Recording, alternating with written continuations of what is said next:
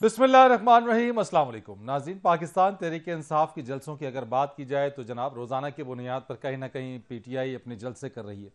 आज सियालकोट में प्लान है जलसा, और सियालकोट में होने वाले जलसे के हवाले से जो कुछ भी हुआ और जिस तरीके से जलसा गाह के हवाले से जो इस मामले को मुतनाज़ा बनाया गया और यह तासुर देने की कोशिश की गई पाकिस्तान तहरीक इंसाफ की जानिब से कि जनाब हुकूमत हमें जलसे करने से रोक रही है, उनको उनका आईनी और कानूनी हक इस्तेमाल करने से रोका जा रहा है, उनकी राह में रुकावटें हाल की जा रही हैं, रोड़े अटकाए जा रहे हैं। ये वो नैरेटिव है जो कि तहरीक अदम एतमाद का मामला जब से शुरू हुआ और उसके बाद से लेकर अब तक हमने देखा कि किस किस तरीके से तमाम आईनी और कानूनी मामलात के अंदर पाकिस्तान तहरीक इंसाफ ने खुद रुकावटें डाली। आइन का एहतराम उन्होंने खुद नहीं किया, कानून का एहतराम उन्होंने खुद नहीं किया, और फिर वो बात करते हैं अखलाकियात की और कहा यह जाता है कि हमें हमारी हुकूमत के खिलाफ साजिश की गई, हमें आगे बढ़ने नहीं दिया गया। मईशत तो हम अच्छी लेके चल रहे थे, लेकिन चूंकि हमने खबरदार कर दिया था, उसके बावजूद भी जिन्होंने साजिश को रोकना था उन्होंने साजिश नहीं रोका। सियालकोट जलसागाह के हवाले से, ये जो जलसागाह है चर्च की मलकियत है। आप स्क्रीन पर देख भी रहे हैं कि एहतजाज किया गया है जो मसीही हमारी कम्युनिटी है उनकी जानिब से कि जनाब ये जगह चर्च की मिल्कियत है और इस जगह के ऊपर जो सियासी जलसा करके मजहबी ये जो मामला है उसको तौहीन उसकी ना की जाए। अब ये बात बड़ी कैटेगोरिकली बता दी गई थी, इजाजत नहीं दी गई थी। अब इसकी वजह क्या है? बताया यह जा रहा है कि क्योंकि पाकिस्तान तहरीक इंसाफ बजिद इसलिए थी यहां सियालकोट के इस जलसा गाह के अंदर, एक तो ये कि ये निस्बतन या कदरे बाकी जो दीगर ऑप्शन डिप्टी कमिश्नर की जानिब से दिए गए थे उसके मुकाबले में ये जरा कम जगह है, लोग भरना यहां जरा ज्यादा आसान है। दूसरी अहम वजह है कि लारी अड्डे के बिल्कुल मुत्तसिल है, बिल्कुल साथ है, ये तो लोगों की आमोदरफ बड़ी आसान है, एक्सेस बड़ी आसान है। यही वो वजह थी जिसकी बुनियाद के ऊपर पाकिस्तान तहरीक इंसाफ के मुख्तलिफ रहनुमा उस्मानडार पेश पेश रहे और बाकी सब भी वो कहते रहे कि जनाब यहीं पे हमने जलसा करना है, और हमें उसको उसको इस तरह से ट्विस्ट किया गया और बताया गया कि जनाब रुकावटें डाली जा रही। अब बात यह है कि जो कि दूसरी जगह के ऊपर उन्होंने मुतबादल तो इंतजाम कर लिया, लेकिन मामला यह है कि पीटीआई इस हवाले से जो उनका नैरेटिव है, जो अपना नैरेटिव बयान कर रहे हैं, हकायक को तोड़ मरोड़ कर आवाम के सामने पेश करना इनका वतीरा बन गया है और इस सारी सूरत हाल को अपने हालात और अपनी पार्टी के मुताबिक उसको कैश कराने की जो एक स्ट्रैटेजी है उसके ऊपर पाकिस्तान तहरीक इंसाफ अमल पैरा नजर आती है। लॉन्ग मार्च के हवाले से कॉल दी गई है और इस हवाले से एक बड़ा सवाल भी है कि एक इंतशार की जानिब क्या मुल्क बढ़ रहा है। और दूसरी बात यह, गुज़िश्ता रोज चंद सहाफियों के साथ मुलाकात की उन्होंने और दावा किया जनाब कि एस्टैब्लिशमेंट राब्ते की कोशिश उनसे कर रही है, उन्होंने उन सब के नंबर्स बंद कर दिए, ब्लॉक कर दिए। बात उस वक्त होगी जब इंतखाबात के मामले के ऊपर बात हो जाएगी, नए इंतखाबात की तारीख दी जाएगी। एक तरफ यह एक सवाल बड़ा है कि फौज को सियासत में ना घसीटा जाए, यह कहा गया तर्जुमान पाक फौज की जानिब से, डीजी आईएसपीआर कैटेगोरिकली कह चुके हैं, लेकिन उसके बावजूद भी सवाल यह पैदा हो रहा है कि क्यों इमरान खान साहब फौज को सियासत में घसीटने पर बजिद हैं और फौज, मीडिया, चीफ इलेक्शन कमिश्नर, इन सब के ऊपर इल्जाम तराशियां, वजूहात क्या है, ये बहुत सारी चीजें। और फिर जो एक बात उन्होंने की कि जिन लोगों को लाया गया इससे बेहतर था पाकिस्तान पर एटम बम गिरा देते, ये वो स्टेटमेंट्स हैं जो खुलकर ये बातें बयान कर रहे हैं कि इमरान खान साहब इस वक्त जो है वो फौज को सियासत में कुल्ली तौर पर घसीटने के लिए बजिद है। इन सारी चीजों के ऊपर बात करेंगे। मेरे साथ बात करने के लिए मौजूद हैं आज जो तज्जियाकारों का पैनल है, उनसे हम जानेंगे। मुर्तजा असलंगी साहब हैं, सीनियर सहाफ़ी हैं, तज्जियाकार हैं। Sir thank you so much.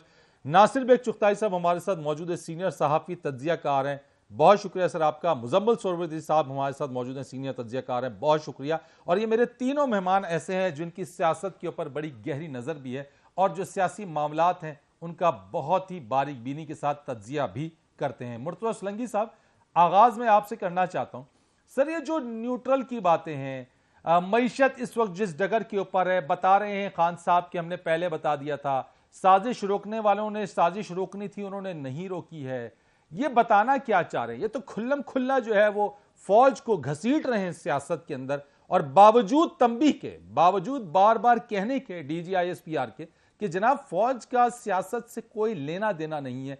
Khan साहब वो अनोखे लाडले बनने की कोशिश कर रहे हैं जो अब भी ये समझते हैं कि अगर ये सब कुछ करेंगे तो उन्हें कुछ ना कहा जाएगा।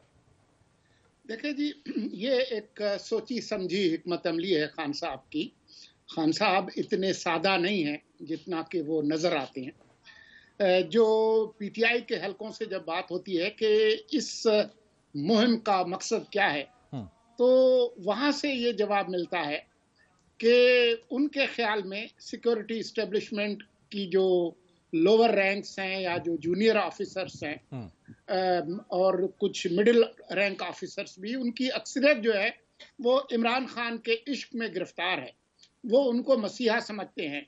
चंद लोग हैं उनके ख्याल में जो कि जिनका दिल भर गया है इमरान खान से, और ये जो उन्होंने महाज खोला है उसके नतीजे में अंदर से दबाव आएगा और इस्टेब्लिशमेंट मजबूर होगी कि इस मौजूदा हुकूमत को मजबूर करे कि वो इलेक्शन कराए।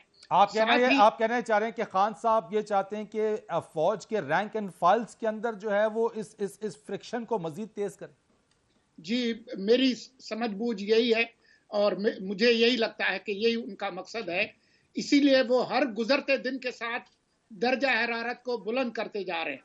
पहले जो है वो कुछ और कहते थे, खालिद बिन वलीद की मिसाल देते थे, फिर कहते थे कि जी मेरिट अहम है, सीनियरिटी अहम नहीं है, और फिर जिस तरीके से डीजीआईएसआई के अपॉइंटमेंट पे जो तबसरे किए, जो बातें की उन्होंने, और अब तो बिल्कुल कल के बाद तो वो खुल के सामने आ गए हैं कि मेरी हुकूमत को सिर्फ इमरान खान नहीं कह रहे, उनकी किचन कैबिनेट, उनके अहम वजीर थी शिरीन मजारी, कल उन्होंने प्रेस कॉन्फ्रेंस की, और इन सब का मकसद ये है कि वो ये कह रहे हैं कि एस्टेब्लिशमेंट ने अमेरिका, बल्कि शिरीन मजारी की अगर बात माने, कि अमेरिका और इसराइल के साथ मिलकर एस्टेब्लिशमेंट ने हमारी हुकूमत गिराई है और इन लोगों को, जिनको वो इम्पोर्टेड कहते हैं, वो उनको नाफिज किया है। अब ये एक बहुत जो महाजाराई है उसको बिल्कुल इंतहा तक ले जाने वाली बात है। अभी हमें नहीं मालूम कि आज जो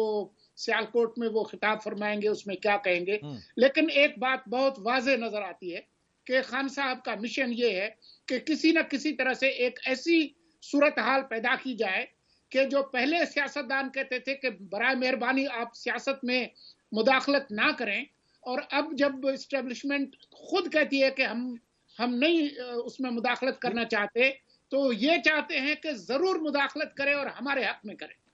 नासिर बेग चुगताई साहब, सर ये फरमाइएगा जरा कि जब वोट ऑफ नो कॉन्फिडेंस हुई, कामयाब हुई, खान साहब, पाकिस्तान तहरीक इंसाफ, उनके सोशल मीडिया अकाउंट्स, उन सब की तोपों का रुख था अदलिया की जानिब। उसके बाद जनाब उसके साथ साथ जो है वो हमने देखा कि ये तोपों का रुख अब हो गया है एस्टैब्लिशमेंट की जानिब। ये रियासती इदारों को निशाना जो बनाया जा रहा है, इसकी वजह क्या है? चले, मुर्तज़ा असलंगी साहब ने तो ये तो बता दिया कि वो ये समझते हैं, अंडरस्टैंडिंग ये कि with in the rank and files army की, फौज की, वो उसको फ्रिक्शन को तेज करना चाहते हैं, उसको मजीद और ज्यादा बढ़ावा देना चाहते हैं। लेकिन रियासती इदारों को नुकसान या इस तरह के कमेंट्स कर देना, ये किस हद तक नुकसानदेह हो सकता है मुल्क के लिए? देखिए, जब खान साहब के पास अब कहने के लिए कुछ रहा नहीं, कोई बयानिया बाकी नहीं रहा। अमरीकी साजिश का बयानिए की तरदीद उन्होंने खुद कर दी, ये कहकर कि जी ये तो इस्टेब्लिशमेंट का काम था मुझे घर भेजना, और मेरे तो इख्तलाफात नहीं थे और मुझे सपोर्ट नहीं किया, और मैंने इनसे कहा कि मेरी हुकूमत बचाओ, तो उन्होंने नहीं बचाई। भाई वो कैसे बचाती आपकी हुकूमत? अदम एतमाद की तहरीक थी और वो ये तय कर चुके थे कि बहुत हो गया, हमने आपको गैर मामूली सपोर्ट दी। इमरान खान साहब को इस्टेब्लिशमेंट ने जो गैर मामूली और गैर ज़रूरी सपोर्ट दी, उसका नतीजा ये है कि आज वो आपके मुंह पर आ रहे हैं और आपको बता रहे हैं कि आप क्या हैं, आपके खिलाफ मैं क्या कर सकता हूँ। ब्लैकमेलिंग का काम हो रहा है। तो दूसरा ही अर्थ मेरा ये है कि जिस शख्स के पास आइन का कोई एहतराम ना हो, कानून जिसके नज़र में घर की लौंडी हो, वो क्या कह सकता है सिवाय इसके कि चीफ इलेक्शन कमिश्नर, ये डिफेक्शन का मसला कानूनी नहीं है, आईनी नहीं है, ये अखलाकी मसला है, इसको अखलाकियात के जरिए हल किया जाए।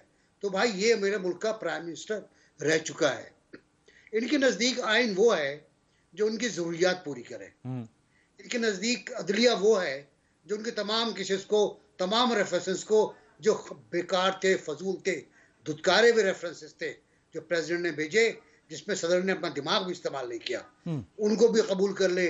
वो 63A को भी अल्टीमेट तायात पाबंदी लगा दे। वो अदलिया इनको चाहिए, इनको वो अदलिया चाहिए जो उनको सादिक और अमीन कह सके, लेकिन वो बता अखलाकियात सके। की जब हम बात करते हैं एनबीसी, तो कोई अखलाकियात अखलाकियात भी आज अखलाकियात सियालकोट भी में वो जो जलसा जो गाय इनके हक मसीह में। कम्युनिटी ने कहा कि हम ये आपको इजाजत नहीं देते, अब इनकी अखलाकियात ये थी कि बिना इजाजत लिए वे ये बजिद रहे कि यहीं पर जलसा नहीं नहीं करेंगे नहीं और उसको नहीं, अपने ऐसा हक बिल्कुल में नहीं। पोर्ट्रे करते रहे कि हम पे तो तशद्दुद हो रहा है, हमारी राह में रुकावट डाली जा रही है, हमें जलसा नहीं करने दिया जा रहा। ऐसा बिल्कुल नहीं है।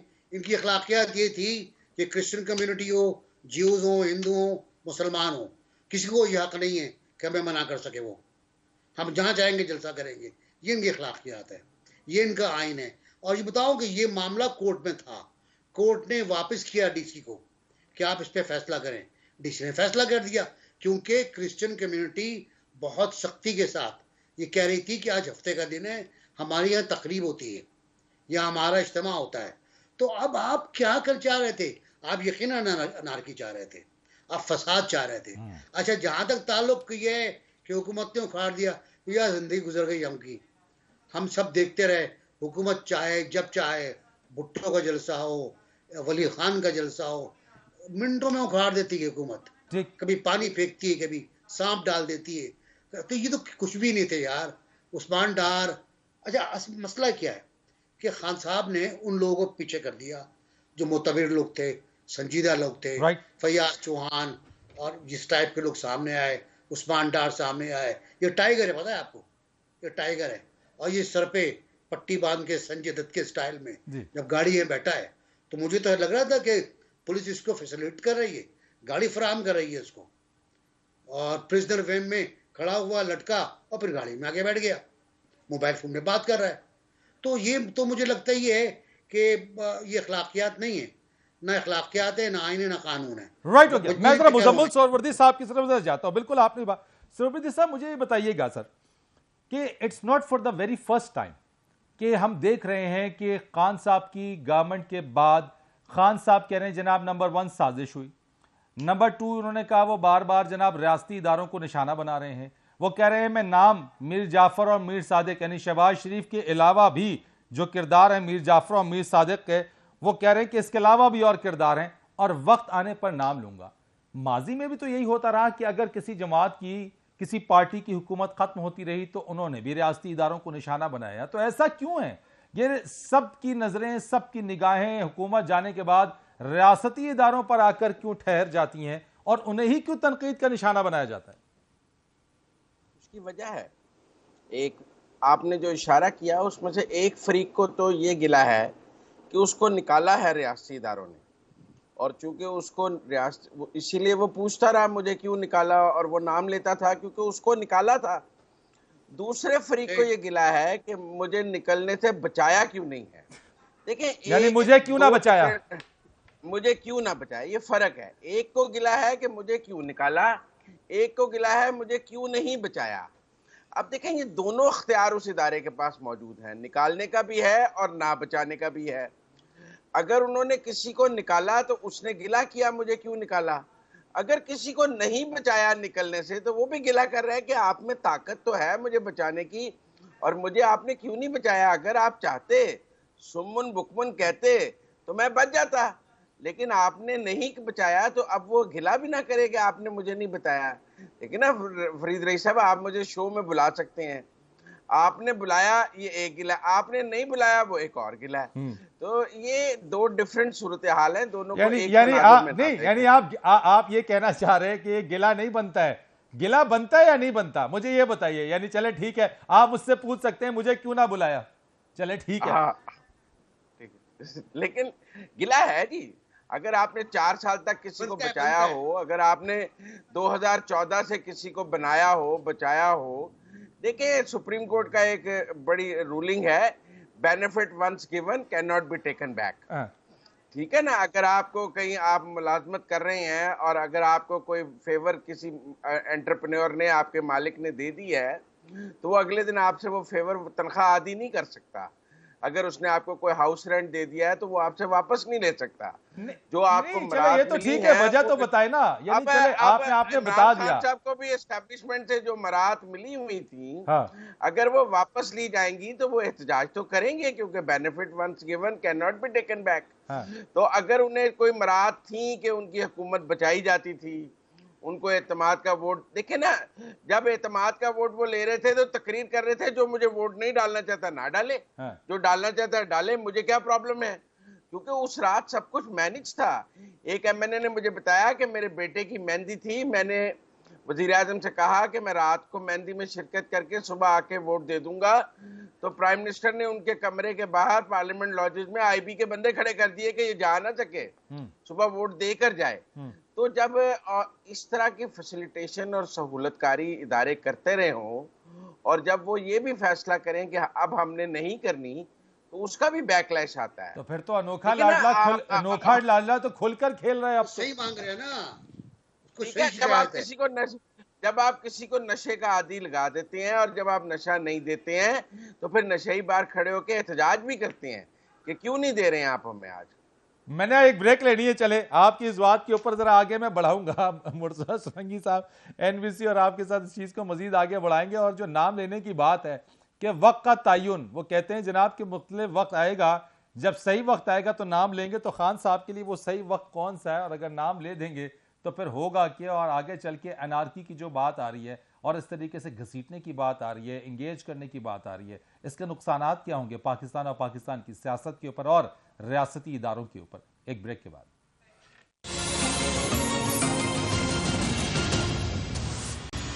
एक बार फिर आपको प्रोग्राम में खुशामदीद कहते हैं। मुर्तज़ा सुरंगी साहब, एक बात जो मैं ब्रेक पर जाने से पहले सवाल छोड़ गया था, वो ये कि जो नाम लेने की बात कर रहे हैं और कह रहे हैं कि वक्त आने पर, यानी मुनासिब वक्त आने पर ये नाम लेंगे। पहले तो मुझे ये बता दीजिए कि ये खान साहब कौन से वक्त का इंतजार कर रहे हैं, और फिर जब नाम लेंगे तो फिर क्या क्या नाम सामने आएंगे और क्या कुछ होगा उसके नतीजे में।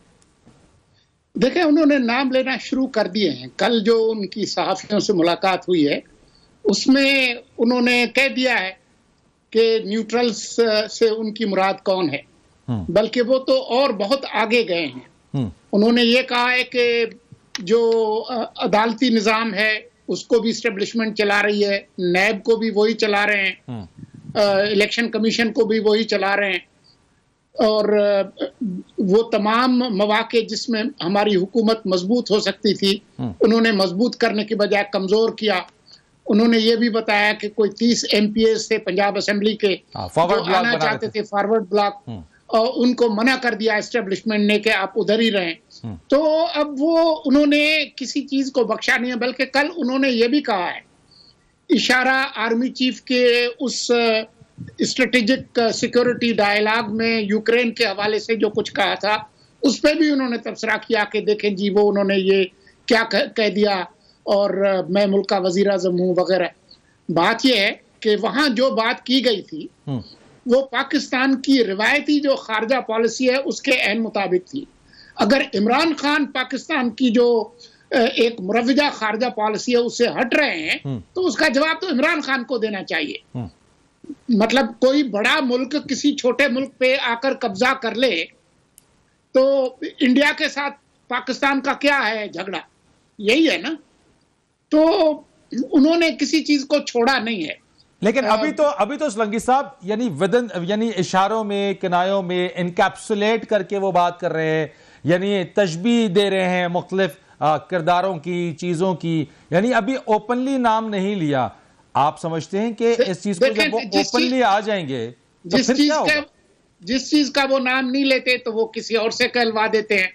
कल जैसे शीरीन मजारी ने जो कुछ कहा, इससे पहले वो कह चुकी हैं, ट्वीट्स कर चुकी हैं, और उन्होंने जो DGISI का जो दौरा है अमेरिका का, उस हवाले से जो बातें की कि जी ये सारा वो उसी साजिश का हिस्सा है और ये अमेरिका के आगे झुक रहे हैं या उनके आगे जा रहे हैं। इस सब का क्या मकसद है? ये एक तरह से दबाव डालना है, ब्लैकमेल करना है एस्टेब्लिशमेंट को कि आप आकर जो है वो जो हुकूमत आईनी और कानूनी तरीके से तब्दील हुई है उसको आप बदल दें। जब वो कल उन्होंने कहा कि जी मैंने उनको पैगाम भेजा कि जी आप इसको रोकें और न्यूट्रल्स को आप जो इस तहरीक अदम एतमाद को रोकें, मतलब वो एस्टेब्लिशमेंट से ये तवक्को करते हैं कि एक आईनी प्रोसेस को दबाव डालकर गैर आईनी तरीके से उसको रोके। पाकिस्तान की तारीख में कितनी बार हुआ है कि तहरीक अदम एतमाद के नतीजे में हुकूमत गई है। तो इसका मतलब है कि ये दरवाजे खोलना चाहते हैं कि हुकूमत आए भी गैर आईनी तरीके से और जाए भी गैर आईनी तरीके से, ये है उनका मकसद। राइट। नासिर बेग चुगताई साहब, ये फरमाइएगा जरा कि ये जो बात कर रहे हैं सुलंगी साहब ने कि दबाव डालने वाली बात है, आप समझते हैं कि हमारा ये रियासती इदारा अगर खान साहब इस तरह से दबाव डालेंगे, चीजों को रिवील करेंगे, नाम लेना शुरू कर देंगे, कैटेगोरिकली अपने उनकी और उनकी जो पार्टी के मेंबरान हैं, जो साबिक वफाकी वुज़रा रहे हैं, वो ऐसी बातें करेंगे, क्या ये दबाव डालने में क्या कामयाब हो सकेंगे या फिर इनको इसका सही जवाब मिलेगा? नहीं, पहले तो ये देखें ना कि दबाव क्यों डाल रहे हैं। वो दबाव इसलिए डाल रहे हैं कि उनके पास अपने 3.5 साल या 3.25 साल की कारगुजारी का कोई हिसाब नहीं है, कोई दफ्तर उनके पास नहीं है बताने के लिए कि उन्होंने आवाम के लिए, मुल्क के लिए, कौम के लिए क्या किया, पाकिस्तान की दिफाई सलाहियतों में इजाफे के लिए क्या किया, आवाम को रोटी कपड़ा कम से कम राशन फराहम करने के लिए उन्होंने क्या किया। सिलानी को लेके बैठ गया, पना गाहें बना दी, कारखाने बनाए नहीं आपने, इकोनॉमी का बेड़ा गर्क कर दिया आपने। 115 पे आपको डॉलर मिला था, आप 185 पे ले गए। वेलफेयर स्टेट बनाना चाहते थे ना वो, बेड़ा गर्क वेलफेयर नीति। वो तो कुछ, अब मैं क्या कहूँ, बहुत बुरा लफ्ज आ रहा है, वो नहीं कह रहा मैं, तो वो वाली स्टेट बनाना चाह रहे थे जहां पर हर तरफ भूख हो, इफलास हो, नंग हो, कारोबार ना हो और कारोबार आगे ना बढ़ सके और जो है वो पीछे हट जाए। तो अब वो बताने के लिए कुछ नहीं है, तो वो दबाव डालना चाह रहे हैं। दबाव किस पर डालना चाह रहे हैं? वो पीपल्स पार्टी को करप्ट कह चुके हैं, जरदारी को कातिल कह चुके हैं, राना सनाउल्लाह, शहबाज शरीफ सब चोर डाकू हैं। अब बचा कौन? अब साकिब निसार तो नहीं बचे। ये बात समझे ना। एनवीसी, ये भी मुझे बताइएगा, ये जो बात उन्होंने की है, क्यों कहते हैं जनाब कि ये जो एस्टेब्लिशमेंट उनसे राब्ता करने की कोशिश कर रही है, लेकिन अब मैंने सारे नंबर ब्लॉक कर दिए हैं, अब बात नहीं करूंगा मैं उनसे। साथ साथ वो ये भी तो कह रहे हैं, ये क्या सिनारियो है, वो क्या बताने की कोशिश कर रहे हैं? शेख रशीद ने क्या कहा 4 दिन पहले कि मैंने पैगाम भेजा है मुफाहमत का, मुझे जवाब नहीं मिला, ये तो सूरत हाल है। फिर उसने दोबारा कहा कि मैंने कल भी पैगाम भेजा है, मुझे अब तक जवाब नहीं मिला। फिर उसने जलसे में खड़े होकर कहा कि फौजियों आओ इंतखाबात करा दो।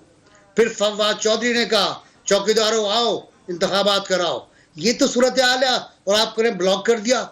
नामुमकिन, आपको फोन का इंतजार है, आप चाहते हैं कोई आपसे बात करे। अभी मेरा ख्याल ये है कि कोई बात करने को तैयार नहीं और किसी को हक भी नहीं। देखिए, नई सूरत हाल में हम बहुत शिकायत करते रहे कि फौज ने बहुत मुदाखलत की, बड़े बड़े आमिर आए, अय्यूब खान, जियाउल हक, मुशर्रफ सब आए और हमारी शिकायतें बरकरार रहीं। और जनरल बाजवा ने इस बात को तस्लीम भी किया कि हमने जो बोया वो काट रहे हैं हम, उनके जो डॉक्ट्राइन है उसमें है ये। तो अब एक मौका आया कि जब पीछे हटी एस्टेब्लिशमेंट इंटरफेरेंस से, वो पार्लियामेंट का हो या अदलिया का हो, अगर पीछे हटी है जो नजर भी आ रहा है तो बहुत बेहतर है। आप देखिए ना कि इस्लामाबाद हाई कोर्ट छुट्टी के दिन खुलती है फवाद चौधरी की जमानत के लिए, शेख रशीद की जमानत के लिए, और फिर वो पूछते हैं कि क्या आपको हम पे इतमाद है, इतबार है? बाहर कहते हैं हमें इतमाद नहीं है, जाके अंदर लेट जाते हैं कि नहीं जी बिल्कुल आप पर इतमाद है। आप पे किस पे इतमाद होगा? और जमानतें, और क्या तारीखी फैसला आता है कि कोई मुकदमा कायम नहीं किया जाए तौहीन अदालत के लॉ के तहत। मैं इस लॉ के खिलाफ हूँ, लेकिन मुकदमा तो बन सकता है भाई। अब आज फैसला तफसीली आया है कि सबूत के बगैर मुकदमा कायम नहीं किया जाए, तो ये तो उनको तो रिलीफ मिल रही है मुस्तकिल। यानी आप ये कहना चाह रहे हैं कि इस सिचुएशन के अंदर जो बात की है, उल्टा खान साहब को इंतजार है जनाब कि वहां से कम्युनिकेशन हो। जो खान साहब नैरेटिव बिल्ड कर रहे हैं कि जनाब मैंने नंबर ही ब्लॉक कर दिए हैं, तो यानी कि ये एक बार फिर जो है वो वही वाली बात कर रहे हैं जब प्राइम मिनिस्टर हाउस के अंदर उन्होंने कहा जनाब के 3 ऑप्शंस दिए गए थे और वो 3 ऑप्शंस के ऊपर उन्होंने कहा, तो जिसकी क्लैरिफिकेशन आई कि जनाब ये तो खान साहब की तरफ से थे, दूसरी तरफ से नहीं थे। मुजम्मिल सोहरावर्दी साहब, ये हमने देखा सियासत के अंदर, चले लव अफेयर्स में होता है, ब्रेकअप होता है, नंबर ब्लॉक हो जाते हैं, तो समझे हम कि ये ब्रेकअप हो गया है, क्या मामला, या रुजू का कोई इम्कान भी है मुस्तकबिल में? डाइवोर्स हो गई है। अच्छा ब्रेकअप नहीं हुआ और ये और अब ये और अब खान साहब को हलाला करना पड़ेगा। नहीं, अच्छा हाँ, बगैर हलाले की उनकी दोबारा एस्टेब्लिशमेंट से सुलह नहीं होगी। तो नई दुल्हन कौन है जिसके बाद हलाला होगा? इमरान खान साहब दुल्हन है। तो तलाक इमरान खान साहब को हुई है। अच्छा, चीख भी वही रहे हैं कि मुझे तलाक हो गई है, मुझे तलाक हो गई है, मुझे तलाक हो गई है। और तलाक देने वाला जो है वो तो नहीं चीख रहा है ना, उसने तो तलाक दे दी है। नहीं, तो आपको लगता है मुस्तकबिल में गुंजाइश बाकी है हलाले की? क्या पाकिस्तान की सियासत में कुछ भी मुमकिन है, लेकिन हमारे यहाँ जिसको निकाला जाता है उसको फौरी वापस नहीं लाया जाता। ये एक टर्म आपको ब्रेक करनी पड़ेगी और मेरे ख्याल में अगला इलेक्शन खान साहब को दोबारा नहीं वो ले आएंगे। ये खान साहब को भी पता होगा कि जिसको फौरन तलाक दी जाती है, फिर हलाले का एक वक्त है, इद्दत का वक्त है, उसके बाद हलाला है, फिर जाके दोबारा शादी है, तो ये इतना आसान नहीं है। तो मुजम्मिल साहब, ये जो अवामी समंदर आने की बात हो रही है, ये जो बार बार कहा जा रहा है कि इस्लामाबाद सब पहुंचे, ये कहा जा रहा है कि अवाम का समंदर सब बहा ले जाएगा अगर जल्द इंतखाबात की तारीख ना दी, तो आप समझते हैं कि अवामी दबाव के जरिए ये तमाम चीजें एग्जीक्यूट करने में पीटीआई या खान साहब कामयाब हो जाएंगे, या अवामी दबाव जो डाला जा रहा है वो जो कह रहे हैं कि उनको अंदाजा नहीं था कि अवाम का इतना बड़ा समंदर हमारे साथ होगा? देखिए, अगर अवाम का समंदर हो तो वो सियालकोट के स्टेडियम में जलसा करने की सोचते। ये तमाम जलसे जो हैं वो छोटी ग्राउंड्स में किए गए हैं। दूसरी बात यह है कि मैं आपको याद दिलाता हूं कि पीडीएम ने मुल्तान में जलसा रखा और उस्मान बुज़दार साहब की और इमरान खान की हुकूमत ने स्टेडियम बंद कर दिया। उन्होंने कहा हम यहाँ जलसा नहीं करने देंगे। पीडीएम के कारकुनों ने जाके स्टेडियम खुला लिया और बज़ौर ताकत, अवामी ताकत वहां पे जलसा किया, जिसमें यूसुफ रजा गिलानी साहब के बेटे भी गिरफ्तार हुए और उन्होंने बड़ी बहादुरी से वहां वो जलसा किया, जिसमें बिलासफा और मरियम नवाज वहां पहुंचे। अगर इमरान खान साहब की आज अवामी ताकत होती तो 50,000 बंदा सियालकोट का उस ग्राउंड में जाके बैठ जाता। वहां उस्मान डार साहब के साथ 15 लोग होते गिरफ्तारी देने के लिए। देखें, जलसे और एहतजाज में फर्क समझे। जलसा करना और बात है, एहतजाज करना, मुज़ाहमत करना और बात है। लोग जलसा सुनने आते हैं, लोग गिरफ्तारी देने नहीं आते, लोग शेलिंग सहने नहीं आते, लोग लाठीचार्ज सहने नहीं आते, लोग पुरअमन जलसा सुनने आते हैं लीडर का। लोग घर से गिरफ्तारी देने नहीं आए होते। अगर गिरफ्तारी देने आए होते तो आज वहां सियालकोट में हमें नजर आ जाती मुज़ाहमत। राइट, यानी आप कह रहे हैं कि अवामी ताकत जिसकी वो बात कर रहे हैं, जिस मुजम्मिल वैसे भी उनका जलसा कम और वैरायटी प्रोग्राम ज्यादा होता है। देखिए, वो बात अपनी जगह है, लेकिन मैं फिर भी समझता हूं कि अगर कोई मुज़ाहमती अवामी ताकत होती तो वो आज सियालकोट में नजर आ जाती है। अच्छा मुजम्मिल साहब, एक कमेंट कर दीजिएगा, देन मैंने ब्रेक लेनी है कि शॉर्ट की वो कहते हैं जिनको लाया गया इससे बेहतर था पाकिस्तान पे एटम बम गिरा देते। ये पाकिस्तान है तो सियासत है। ये क्या सोच है, ये क्या स्टेटमेंट है? ये इस पे मैंने भी तब नहीं कोई ऐसे नहीं। आप देखें, हमारे यहाँ जब अक्सर किसी लड़की जो है वो शादी से इनकार कर दे तो वो उसके मुंह पर तेजाब नहीं फेंक देता। कारोकारी है, हाँ, वो तेजाब नहीं फेंक देता क्या मेरी नहीं तो किसी की भी नहीं, ठीक है ना? तो ये वो सोच है। ये हम उनको कहते हैं कि वो जाहिल हैं, उनको तालीम की जरूरत है, हम अभी भी प्रिमिटिव एज में है। तो ये एग्जैक्ट वो स्टेट ऑफ माइंड में है इमरान खान साहब कि मेरी नहीं तो किसी की भी नहीं, मुंह पर तेजाब फेंक। नहीं तो पाकिस्तान तो किसी की जागीर तो नहीं है ना। खान साहब की तो नहीं है, कि अगर खान साहब नहीं है तो ये तो नहीं कि खान साहब नहीं है तो पाकिस्तान नहीं है। यस, अगर मेरी नहीं तो किसी की भी नहीं, तेरा हुस्न तबाह कर। मैंने सलंगी साहब, आप यकीनन इस पे कमेंट करना चाह रहे हैं। एक ब्रेक ले लेता हूं मैं, ब्रेक के बाद आके आपसे भी और एनबीसी से भी इसी स्टेटमेंट के ऊपर मैं आप दोनों से इसके ऊपर जो है वो आपका एनालिसिस ले लूंगा एक ब्रेक के बाद। एक बार फिर आपको खुश आमदीद कहते हैं। मुर्तज़ा सलंगी साहब, आप इस पर कमेंट करना चाह रहे थे, ये जिसके ऊपर अभी मुजम्मिल सोहरवर्दी साहब बात कर रहे थे, और जो स्टेटमेंट के जनाब जिन लोगों को बिठाया उससे बेहतर है कि पाकिस्तान पे एटम बम मार दें, ये क्या बयान है? ये एक तरह से मायूसी की इंतहा है कि जब कोई रिश्ता टूट जाता है, जब महबूबा रूठ जाती है और किसी और के साथ चली जाती है, तो जो कहते हैं ना कि जी अगर तुम मेरी नहीं हो तो फिर किसी की भी ना हो। ये तो पाकिस्तान के अवाम को बद्दुआ दे रहे हैं। नहीं, फिल्मों में तो ऐसा अच्छा लगता है, वैसे फिल्मी डायलॉग में भी ऐसा अच्छा लगता है। हाँ, लेकिन पाकिस्तान की सियासत और पाकिस्तान जिस मुल्क जो कुर्बानियों के बाद बना, इमरान खान की जागीर तो नहीं है वो। मुझे लगता है कि वो ऐसा ही समझते हैं कि अगर मेरी सरकार नहीं है पाकिस्तान में तो पाकिस्तान ही ना रहे, उस पर एटम बम गिरा दे।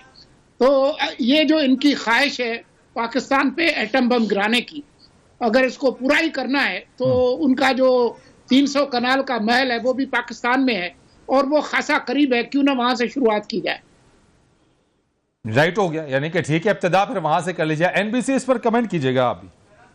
मैं चाहता हूं कि सोलंकी साहब की तजवीज पर 2 रत्ती का एटम बम बनीगाला में एक्सपेरिमेंट किया जाए, उसका एक छटाक वाला भी नहीं। वो शेख रशीद के पास पाव वाले हैं ना, वो कहते रहे हैं कि हमारे पास आधा पाव का भी है उसके पास।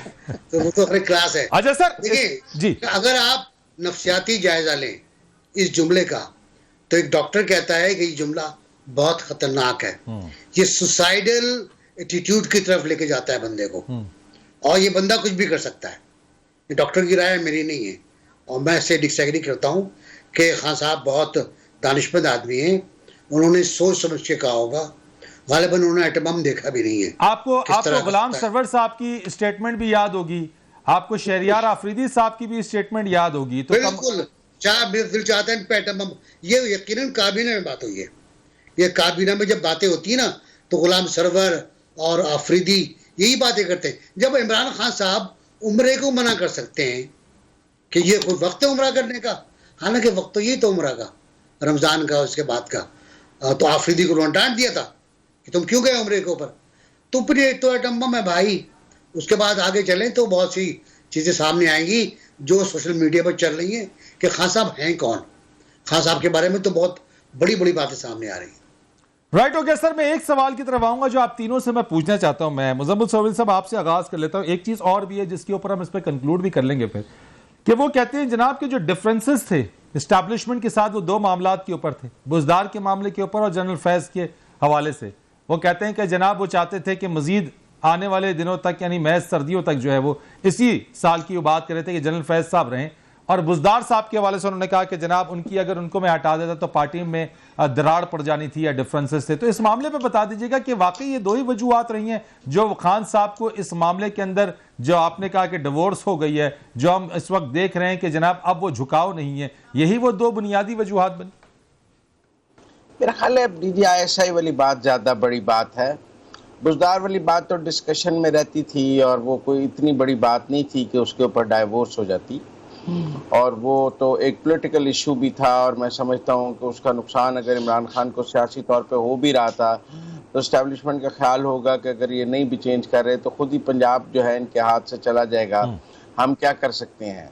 लेकिन मेरा ख्याल है जो DDISI वाली बात थी वो उनकी इंस्टीट्यूशनल बात थी, और जो है उसको मेरा ख्याल है ज़्यादा माइंड किया गया है, और वो वजह बनी है जहाँ से ब्रेकअप हुआ है। और उसमें कुछ ऐसा भी है कि मेरा मतलब है कि अगर आपका महबूब किसी और से प्यार करने लगे तो फिर आप महबूब को छोड़ देते हैं ना। अब वो बैक वक्त 2 मोहब्बतें तो नहीं चल सकती थी। अगर बाजवा से मोहब्बत फैज़ की तरफ जाती नजर आई और बाजवा साहब को फील हुआ कि मुझसे ज्यादा प्यार उन्हें फैज़ साहब से हो गया है, तो फिर बाजवा साहब ने छोड़ ही देना था ना। अब वो तकसीम शुदा मोहब्बत का वो क्या करते। राइट हो गया। चले, मैं सोलंकी साहब आपसे और NBC दोनों से लास्ट कमेंट इसी मामले के ऊपर लूंगा। सर देखें जी, अब बुज़दार की जो बात कर रहे हैं वो झूठ वाली बात है कि जी वो अगर मैं उनको हटाता तो वहां पर धड़ेबंदी हो जाती। इस बात में वजन नहीं है, क्योंकि अभी तक PTI के अंदर जो एक आहनी गिरफ्त है इमरान खान की, वो अभी तक मौजूद है बड़ी हद तक। तो ये बात उनकी ठीक नहीं है। उसका मकसद जो है वो कुछ और था कि खान साहब वजीर आजम भी खुद रहना चाहते थे, वजीर आला पंजाब भी खुद रहना चाहते थे, वजीर आला खैबर पख्तूनख्वा भी होना चाहते थे, वो चीफ जस्टिस भी होना चाहते हैं, वो आर्मी चीफ भी खुद होना चाहते हैं। उनके अंदर जो ये ख्वाहिश है तमाम अख्तियार अपने पास रखने की, उसकी वजह से उन्होंने नहीं किया, क्योंकि वो कमजोर तरीन साहब थे उस्मान बुज़दार, इसलिए उनको रखा था। बाकी दूसरी बात वो ठीक है उनकी मुजम्मिल की। NBC, your comments over it. आप भी यही समझते हैं कि DGISI वाले मामले के ऊपर ज्यादा मामला खराब हुआ? थोड़ा सा इख्तलाफ करूंगा कि एक DGISI को उनकी फरमाइश पे हटा दिया गया था, आसिम मुनीर साहब को 6 महीने बाद ही। तो इनके तो लाडले की फरमाइशें बहुत पूरी होती रही हैं। माशी कमेटी के इजलास में आर्मी चीफ बैठते रहे ताकि मैशत तरक्की करे। इख्तलाफात वहाँ होते हैं जहाँ आप ना खुद माशी तरक्की कर रहे हैं और सियासी कशीदगी को आप ऊपर ले गए। आप करप्शन के नाम पर खेलना चाहते हैं और खेल नहीं पा रहे आप। ये था। और दूसरा उसके बाद पंजाब में उस्मान बुज़दार का मसला था और मैडम फराह खान का मसला भी था, जिसके बारे में वार्निंग दी गई। राइट हो गया। Thank you so much sir. Murtaza Aslangi साहब, थैंक यू सो मच, बहुत शुक्रिया आपका। नासिर बेग चुगताई साहब और मुजम्मिल सौवेदी साहब, आपका भी बहुत शुक्रिया। एक और आम स्टोरी और एक और जो चीज़ हम आप तक पहुंचाना चाहते हैं जो इस प्रोग्राम के जरिए, वो ये कि Pakistan association of medical and dental institutions यानी पामी, उसका वजीर आजम मियां शहबाज शरीफ और वजीर सेहत कादिर पटेल साहब को एक खुला खत लिखा गया है उनके नाम, और उसमें यह कहा गया है कि पाकिस्तान मेडिकल कमीशन के जो मेंबरान हैं उनकी तैनातियां मेरिट पर की जाएं। यह बात बड़ी अहम है और बहुत ही गौर तलब है कि पाकिस्तान में तिब का शोबा और तिब की तालीम एक कुलीदी हैसियत रखता है, रीढ़ की हड्डी की हैसियत रखता है। किसी भी माशरे के अंदर अगर जो तिब की तालीम है अगर उसको बेहतर अंदाज में नहीं दी जाएगी, अगर हुकूमती पॉलिसियां दुरुस्त नहीं होंगी, वो इदारे जो कि इस पूरी चीज को रेगुलेट करते हैं, जो बराह रास्त ताल्लुक रखते हैं, अगर वहां पे तैनातियां मेरिट पर नहीं होंगी तो फिर तालीम और वहां से निकलने वाले जो डॉक्टर्स हैं वो किसी भी सोसाइटी के लिए, किसी भी माशरे के लिए, मुल्क के लिए कितना नुकसानदेह साबित हो सकते हैं, इसका अंदाजा लगाना ज्यादा मुश्किल नहीं है। पामी ने जो खत लिखा है वजीर आजम या शहबाज शरीफ के नाम और वफाक वजीर सेहत कादिर पटेल के नाम, उसमें कहा यह गया है कि साबिक वजीर आजम इमरान खान ने मेरिट की धज्जियां उड़ाते हुए मेंबरान की तैनातियां की हैं और तिब्बी पेशे और तिब्बी तालीम को तबाहकुन नताइज की जानिब ले जाया जा रहा है। उसके मुताबिक जो खत का मतन है उसमें कुछ चीजें यह भी हैं कि पाकिस्तान में तजुर्बे के हामिल और बेहतरीन शोहरत याफ्ता डॉक्टर्स को नजरअंदाज किया गया इस मेडिकल कमीशन के जो ये बोर्ड बना था। और हमने माजी में भी अपने इसी प्रोग्राम के अंदर इस पर प्रोग्राम्स भी किया कि जो मेडिकल एंड डेंटल जो कॉलेजेस हैं उनके टेस्टिंग के हवाले से चंद 100 रुपए की फीस थी, उसको बढ़ा के 6000 रुपए कर दिया गया। उसके स्कैंडल सामने एक ऐसी कंपनी को ठेका दे दिया गया PMC की जानिब से जहां पर उन कंपनियों के पास पहले कोई तजुर्बा था ही नहीं। ऐसे ऐसे बच्चियों को जो कि मेडिकल के स्टूडेंट्स थे वो मेडिकल कॉलेजेस में दाखिला लेने से महरूम रह गए। उसमें हमने यह भी देखा कि बहुत सारे कॉलेजेस जो प्राइवेट इंस्टीट्यूशन से वहां पर सीट्स वेकेंट्स रही, लेकिन गलत पॉलिसीज की वजह से जो है वो इसका सिस्टम सारा खराब किया गया। तो पामी ने यह अपना जो एक कंसर्न है वो शो किया है, वो बताया और दिखाया गया है कि जो गलतियां इस माजी की हुकूमत ने की है, मौजूदा हुकूमत वो गलतियां बिल्कुल भी ना करे।